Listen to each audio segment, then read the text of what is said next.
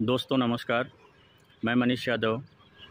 ये जो 2024 का समय है, ये समय आपके बच्चों का भविष्य बना सकता है और आपके बच्चों का भविष्य बिगाड़ सकता है। जो नवयुवक हैं वो ज़रूर इस बात को सोचें और समझें कि हमारा भविष्य कहाँ पे है और किस रास्ते से होकर के गुजर रहा है।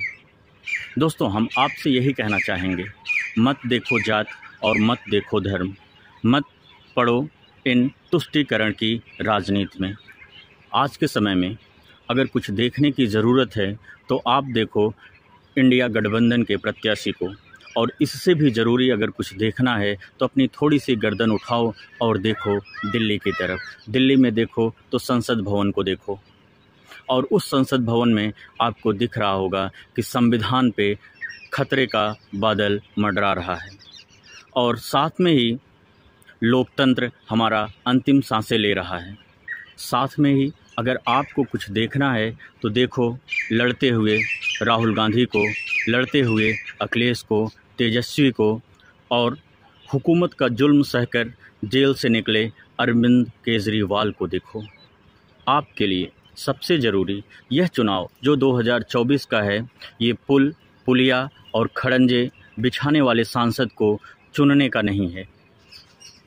नलके, सोलर लाइट पैनल लगवाने की लालच को दरकिनार करना पड़ेगा आपको।